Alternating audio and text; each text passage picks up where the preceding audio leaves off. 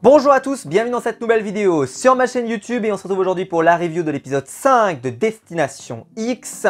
Un épisode qui avait excellemment bien démarré et qui pour moi a eu un vrai gros passage à vide. Ce qui fait que, en conclusion, je trouve que l'épisode a été moyen. C'était pas mauvais, c'était pas excellent, mais c'est vrai que le démarrage, je me suis dit waouh, on va avoir un super épisode.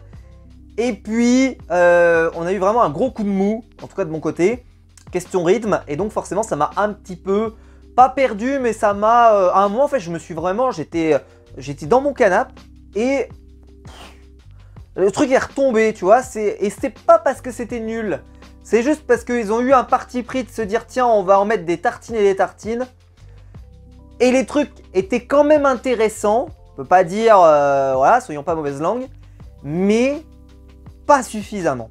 Et on va en parler. Alors, déjà, bon, commençons, l'épisode commence avec un plan donc sur l'animateur de l'émission qui est en train de faire du sport. Alors ça, c'est donc en vidéo et tout. Ce plan est assez étonnant. On dirait vraiment que le mec, il est coincé et qu'il fait du sport tu sais, pendant le Covid et tout. Enfin, bref, c'est très étonnant comme truc. Et donc là, bon, donc ils étaient à Venise au bord de l'eau. Et là, redémarrage d'épisode. Ils ont roulé quand même un moment avec les vitres opaques. Et ils se retrouvent en pleine montagne, donc assez surprenant, donc c'est ce qu'on voit à l'image. Et donc on voit des grands prés verts avec des X sur le passage, un petit chalet en bois, etc. Et il annonce donc une course d'obstacles avec une boîte, avec des tickets à l'intérieur contenant le nom d'un candidat, mais aussi des noms qui n'existent pas, notamment beaucoup de Philippe, il semblerait. Et il fallait retrouver son ticket et avant ça accomplir évidemment le parcours avec l'obstacle plus le puzzle pour pouvoir retourner dans le bus. Retourner dans le bus, si on était le premier, on choisissait quelqu'un qui allait devoir positionner son X immédiatement sur la carte. Et le dernier arrivé posera également son X et donc il y aura un éliminé dès le début de l'épisode, à peu près à 30 minutes de l'épisode. Ce qui veut dire que comme la semaine dernière, nous aurons 2 éliminations. Je précise tout de suite que évidemment l'émission a été tournée il y a déjà longtemps, donc c'est pas une accélération parce que le programme ne fonctionne pas ou des choses comme ça, ce n'est pas le cas. C'est juste voilà, ce qu'ils avaient prévu à l'origine de pouvoir tourner de cette manière. Alors, déjà bon, il y a une épreuve donc d'équilibre. La planche me semblait beaucoup plus épaisse quand même que celle qu'on peut trouver dans Koh Lanta, pour ceux qui se donnent une idée. Voilà, elle me semblait plus épaisse. Alors c'est peut-être une illusion d'optique à voir. Alors Franck va être très désavantagé sur cette épreuve parce que il va avoir des chaussures qui ne sont pas du tout adaptées à ce genre d'épreuve en fait, où il a un peu des sortes de... C'est pas des Santiago, mais c'est... Enfin j'ai du mal à vous dire parce que franchement je m'y connais pas, mais des chaussures en plus où tu vois, c'est pas des baskets. Donc il y a de l'air, quoi. Il y a vraiment un trou dans la chaussure. Je sais pas si je me fais comprendre, mais une sorte de talon, etc. Enfin bref. Donc en gros, c'est pas favorable pour faire une aventure comme ça. J'ai envie de dire, c'est un peu bizarre quand même que quelqu'un qui soit parti faire une émission d'aventure se retrouve avec des chaussures comme ça. Alors vous allez me répondre, si vous connaissez Koh Lanta, que Dylan est bien arrivé avec des mocassins. Oui, ok. Mais Dylan, on va dire que c'est un cas particulier. Parce que c'est vrai que là, c'était un peu étonnant. Après, vous allez me dire, ça va avec le personnage de Franck. Celle qui va particulièrement galérer sur l'épreuve, c'est Hélène, qui va avoir énormément de mal à passer le premier obstacle. Elle va vraiment galérer. Elle est très en retard. Elle va se rendre compte qu'elle est très en retard. Et donc, elle va adopter une stratégie. C'est-à-dire que quand elle va arriver, beaucoup avaient déjà franchi la totalité et avaient même déjà récupéré leur ticket. Et donc, ce qu'elle va faire, c'est qu'elle pense qu'elle va être nominée ou alors elle finira dernier. Et donc, sur le chemin, il y avait des indices pour pouvoir se positionner. Et elle décide d'aller les consulter, ce que ne fera pas Franck. Erreur fatale, parce que Franck aurait dû consulter ces indices, puisqu'il voyait bien qu'il était dernier. Mais il a foncé pour pas être dernier. Il a été débile, faut le dire, il a été con, vraiment. Et, on l'a vu, hein, il n'est pas très stratège depuis le début. J'ai envie de dire, il se fait punir par son manque de stratégie. J'ai envie de dire que c'est même pas de la stratégie qu'on pourrait lui reprocher là, c'est presque plus d'être malin. Et j'ai toujours dit, je le dis même à mes élèves, c'est pas d'être intelligent qui compte, c'est d'être malin. Et là, je trouve qu'il n'a pas été malin sur le coup. Et Hélène, elle a été maline sur le coup, c'est-à-dire qu'elle a vu véritablement que même si elle n'était pas choisie, qu'elle était dernière ou pas dernière, il valait mieux avoir l'avantage complet pour pouvoir s'en sortir et pas le mettre au pifomètre. Et ça lui servira parce qu'elle verra les frontières, La dernière carte aidait énormément, parce que pour moi j'ai reconnu immédiatement évidemment la frontière de la Suisse, la frontière de l'Autriche. Alors bon, moi je connais très bien, je suis prof de géographie donc je connais bien les frontières de l'Union Européenne et les frontières des pays de l'Union Européenne. Donc forcément, moi rien qu'à la gueule du territoire suisse, je savais que c'était ça. Évidemment, si vous me demandez sur d'autres territoires, c'est peut-être moins le cas, mais là les territoires, c'est souvent ce que je dis, c'est que les territoires qui nous entourent, bah, globalement, on est censé quand même les connaître, que ce soit tous nos territoires frontaliers, tous les territoires qui sont à nos frontières. C'est dommage, et donc évidemment, c'est Amine qui va finir premier. Et d'ailleurs, c'est Angie qui va trouver la carte d'Amine dans le bac, alors qu'Amine avait fini premier et fini premier le puzzle. Et elle va lui donner sa carte. Au lieu de la replanquer, en fait, enfin voilà. Non, elle trouve sa carte et elle dit à Amine, tiens. Donc elle fait gagner Amine. Et alors, ils nous disent en gros que ça confirme, et Amine le dit aussi, que l'on joue dans ce jeu sans coup de crasse. Et je vous expliquais la dernière fois que Amine avait peut-être cette image de stratège qu'on lui a donnée, un peu comme Jonathan, mais je trouve que c'est très différent. Mais par contre, il est stratège, mais la joue sport quand même. Ça me rappelle beaucoup, et c'est un compliment que je fais, c'est des gens comme Chloé ou autres qui, dans Koh Lanta, ont toujours eu de la stratégie, mais de la stratégie quand même propre. Si vous voyez ce que je veux dire, c'est-à-dire que ça reste propre. Ça peut être de la strat quand même, malgré tout, avec des retournements, etc. Mais ça reste propre. Et là, c'est exactement ça, c'est-à-dire qu'il n'est pas prêt à faire des trucs qui sont, il n'est pas prêt à tout pour gagner, entre guillemets. Il veut être le meilleur et gagner parce qu'il est le meilleur. S'il faut faire, par contre, des stratégies et tactiques pour pouvoir gagner, pas de problème, mais pas pour dégommer l'autre. Et ça, c'est vraiment l'esprit qu'on a dans le programme. C'est un esprit assez bienveillant, assez sympa, et c'est vrai que c'est très agréable. Je trouve que le casting est excellent, je l'ai déjà dit, mais c'est très vrai. Et c'est très agréable de les voir. Très agréable, ils sont très... ils sont gentils, ils sont drôles, ils sont sympas, il y a une bonne ambiance dans le bus, ça je l'ai déjà dit la dernière fois, mais ça se vérifie et ça se confirme chaque semaine, et franchement, c'est très agréable. Alors, donc Franck finira dernier au puzzle, et Hélène sera choisie par Amine, qui choisit au mérite, en disant, voilà, elle est arrivée dernière, enfin, avant-dernière, pardon, et donc je la choisis, et ça semblait logique pour tout le monde, Hélène ne lui en veut pas particulièrement, donc voilà, comme je vous l'ai dit, vraiment très sport, hein, le programme est très sport, et c'est Hélène qui va se qualifier, et Franck finira donc dernier et placera son X le plus loin. C'est sûr que c'est triste parce que Franck faisait partie des candidats qui étaient vraiment sympas à voir à l'écran. Je trouve qu'il était plutôt cool, il avait une bonhomie qui faisait plaisir dans le programme, il était gentil, il avait plein de qualités. Maintenant, bon, se repérer au soleil, ça a ses limites, on va pas se mentir. Il avait quand même un déficit tactique assez important, pas très bon sur les épreuves, bref, il était peut-être temps effectivement pour lui de partir. Et donc je suis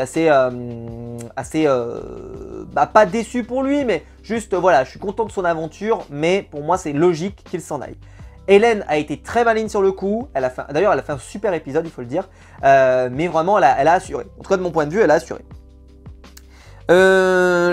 Donc pour info, la révélation d'ailleurs de Franck éliminé, ça se produira pas devant la porte du bus comme on avait dans les autres variantes, c'est juste l'animateur qui annonce, il y a le logo qui apparaît et l'un des deux finit par avoir son logo grisé et donc ça veut dire qu'il est obligé de partir. Voilà, et là ça va manifester, donc pour information là il s'arrête, premier arrêt c'est Sarentino, donc c'est en Italie, et là première remarque. Le nombre d'arrêts qu'on a fait en Italie, putain, tu te dis que si sur tout le jeu, à chaque fois t'as mis Italie, je pense que tu pars jamais le truc. On est où? On est en plein milieu de l'océan, Italie quand même. Mais Italie quand même, ça marche, c'est sûr que ça passe. Mais on a pris le bateau pendant 4 jours, on est en plein milieu d'un caillou. Italie. On est forcément en Italie.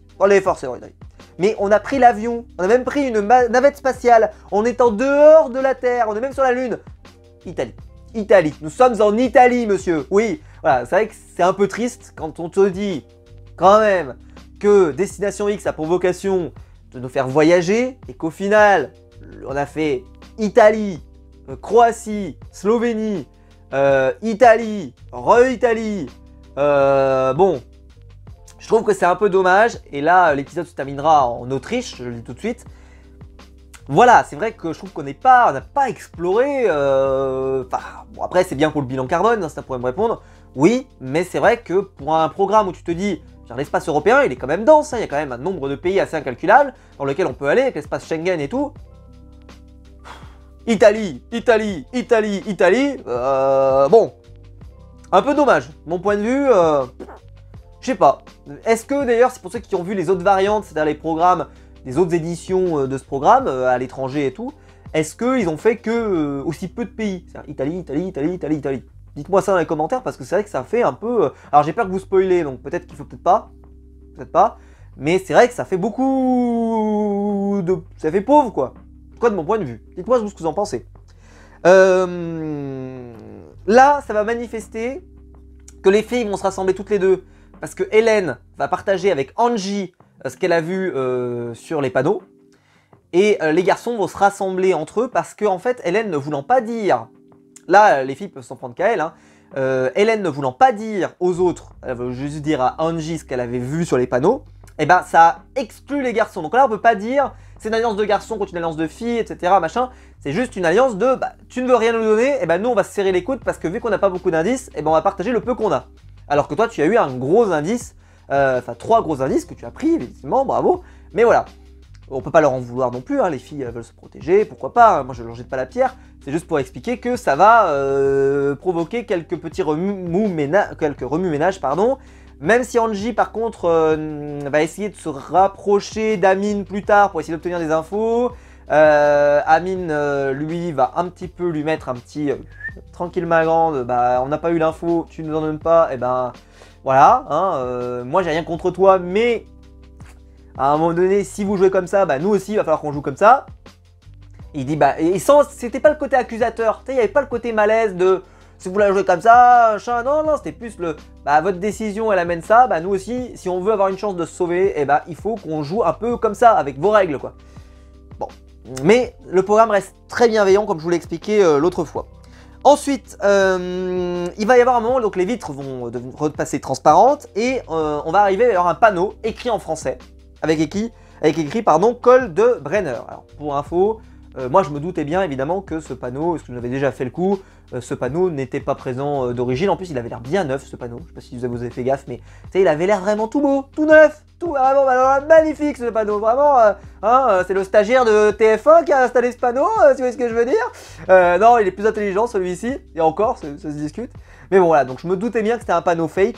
Donc je me disais, quel est l'indice qu'on trouve là? Alors est-ce que c'est une indication? Donc ça on en parlera par la suite. Mais c'est vrai que j'étais un peu... Bon, puis en plus ce col de Brenner, je savais pas vraiment où c'était, donc ça m'aidait pas particulièrement. Mais pour ceux qui peut-être savaient, eh ben, ça pouvait peut-être vous aider à voir qu'est-ce qui cloche, qu'est-ce qui cloche pas. Ensuite, donc il y avait une épreuve dans le bus pour trouver un X, enfin 2 X cachés. Donc il y en avait un sous la table et un je sais plus où. C'est Hélène qui va trouver le premier, puis Amine. Amine, vraiment... il gagne quasiment tout, c'est assez extraordinaire, même des trucs comme ça où il n'y a pas vraiment d'avantage à être quelqu'un quoi, c'était plutôt très cool. Et donc les deux vont pouvoir descendre du bus et ils vont monter en haut d'un saut à ski, d'un lieu à saut à ski. Donc forcément ils vont voir très loin, parce qu'ils vont pouvoir voir une grande partie du paysage, ils vont pouvoir voir, excusez-moi, des écriteaux écrits en allemand. Ils vont pouvoir voir, alors là moi je l'avais vu parce qu'on le voyait dans les images, ça ils n'ont pas relevé mais qu'il y avait les anneaux des Jeux Olympiques quelque part, donc ça veut dire que c'est une ville qui a potentiellement accueilli les Jeux Olympiques d'hiver pour être précis, donc si vous les connaissez bah, ça peut aider. Moi ça m'aide pas parce que je suis pas très calé sur les Jeux Olympiques, encore moins ceux d'hiver, mais en tout cas c'est intéressant. Le fait qu'il y ait un peu d'allemand, c'est intéressant. Il y avait 2 personnes qui avaient des noms écrits sur le t-shirt.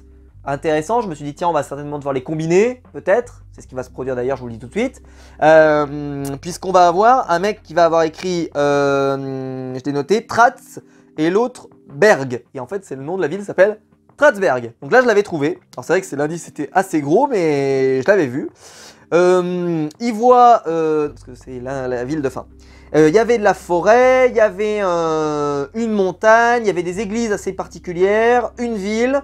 Il y avait un blason en forme d'aigle, enfin, bref il y avait beaucoup de choses, donc beaucoup d'indices qui pouvaient indiquer soit l'Allemagne, soit évidemment donc un côté un peu bavarois, soit le côté Autriche, et c'est ce qui va se produire.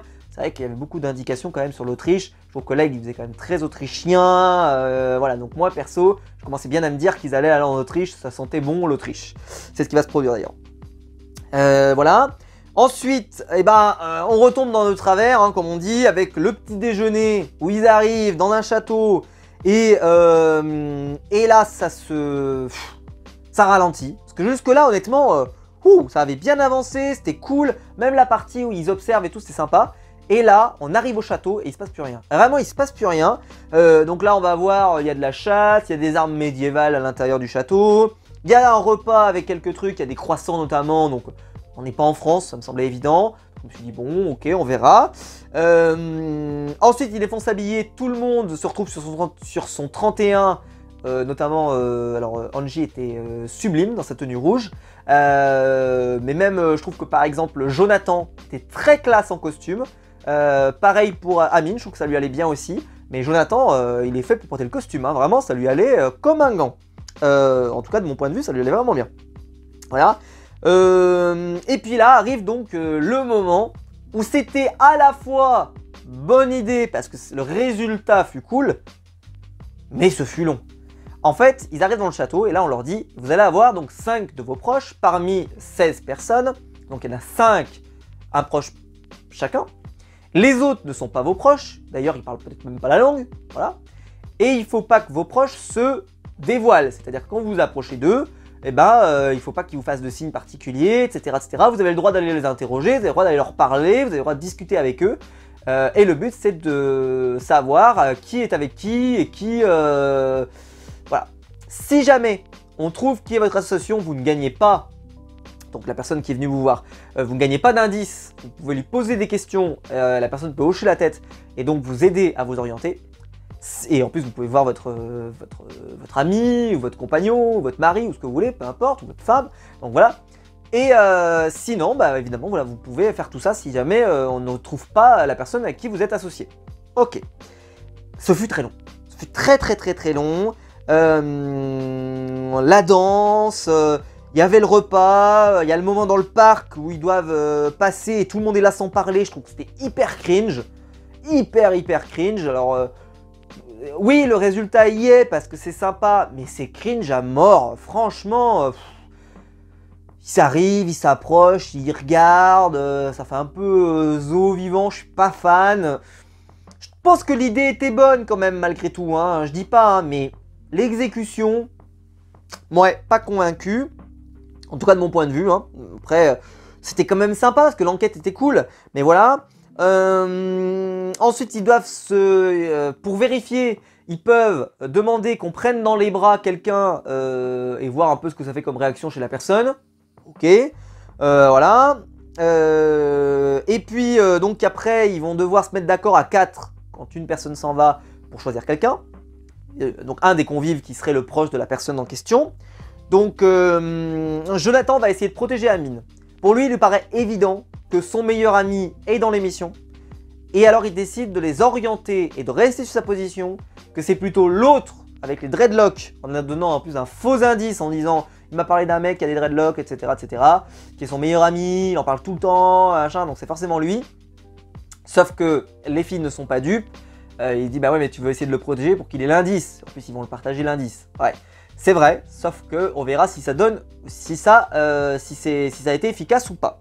Voilà. Donc d'ailleurs les filles vont abandonner, c'est-à-dire qu'elles vont laisser Jonathan au final faire sa stratégie et elles vont accepter. Il a quand même tenu bon, parce qu'en fait ils étaient bloqués dans une impasse, vu que personne ne peut trancher et qu'on ait un chiffre pair. Il ne peut pas y avoir de... Alors, en plus ils sont censés être d'accord à l'unanimité, d'accord? Mais, c'est-à-dire que tu peux même pas essayer de te dire tiens on va se mettre d'accord, on va faire un peu la démocratie. Non, c'est mort. Enfin bref, voilà, c'est intéressant. Alors Julien, lui, sa femme, on la reconnaît. Voilà, sa femme, elle est reconnue. Elle va pas réussir à le cacher, elle non plus, terrible. Angie, tout le monde était, donc il y avait sur le fait que ce soit son fiancé. Nous, je vous rappelle qu'on l'avait déjà vu, son fiancé, puisqu'on l'avait vu avec le chien dans une des vidéos où elle avait pu discuter avec son chien et son mari, enfin son fiancé. Donc, on le savait, donc on l'avait reconnu. En tout cas, moi perso, je l'avais reconnu.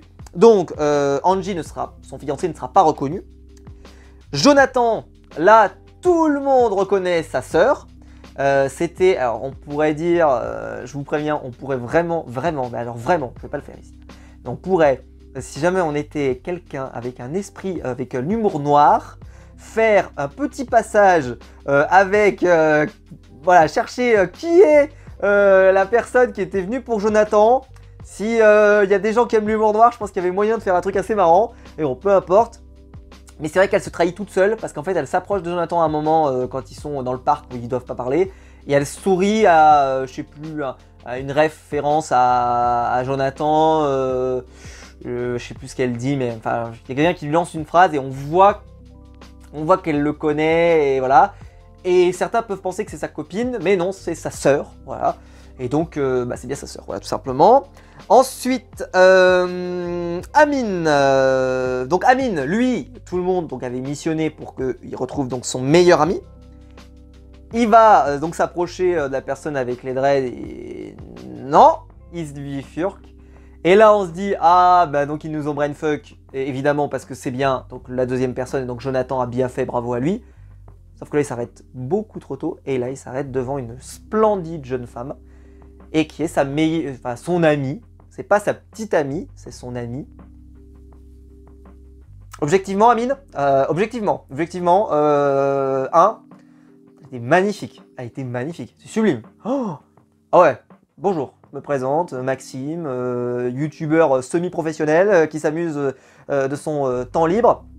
Non mais franchement, sans déconner, bonjour madame, bonjour madame, ou bonjour mademoiselle, ou bonjour, bonjour, tout simplement bonjour.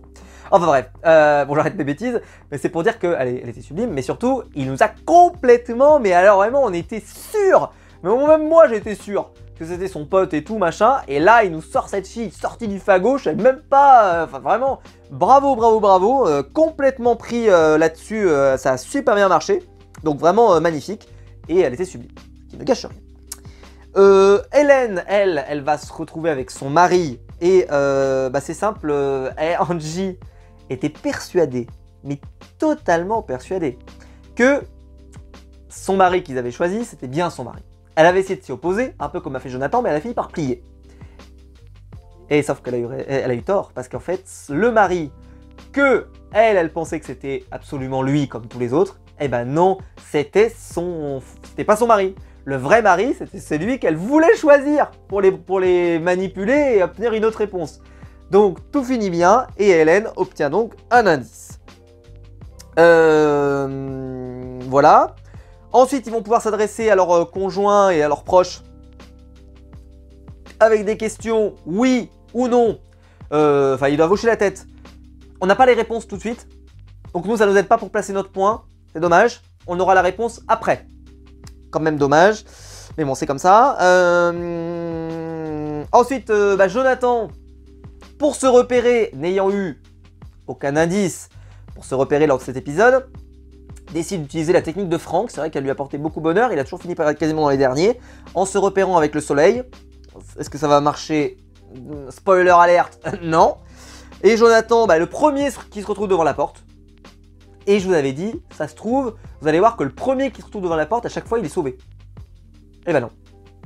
Ça m'a court-circuité. Parce que j'étais sûr que la porte n'allait pas s'ouvrir. Et là, la porte s'ouvre. Et Jonathan quitte l'aventure. Le résultat, donc, c'était, comme je vous le disais, donc, le château de Tratsberg, en Autriche. Et donc, l'indice que je vous avais dit tout à l'heure marchait. Mais bon, il fallait savoir que Tratsberg, où c'est. Hein. Moi, vous me cherchez sur une carte, je sais pas où c'est. Hein, donc, il fallait quand même trouver. Mais on avait les informations. Le passage dans le stade m'a beaucoup aidé.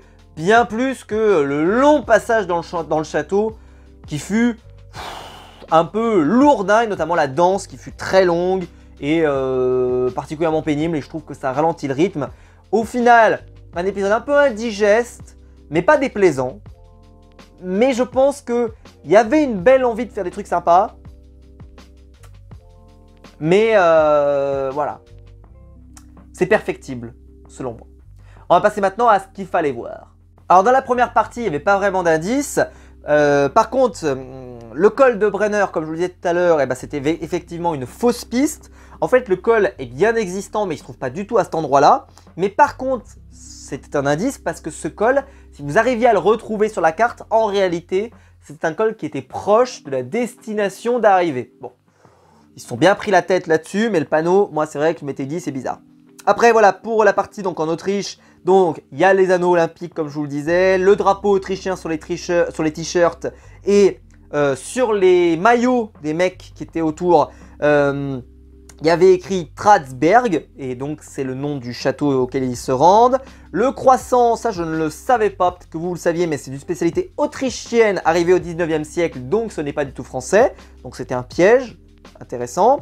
On nous précise aussi, alors ça si vous avez été attentif, moi je ne l'ai pas trouvé, mais que la lettre, la fameuse lettre qui forme le mot de la destination finale, était dans le château, quelque part. Je ne l'ai pas vu personnellement. Donc si vous l'avez trouvé, dites-le moi dans les commentaires, mais moi je ne l'ai pas trouvé.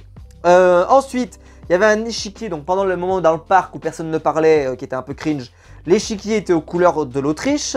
Les crickets, c'était aussi avec des boules en rouge et en blanc. Perso,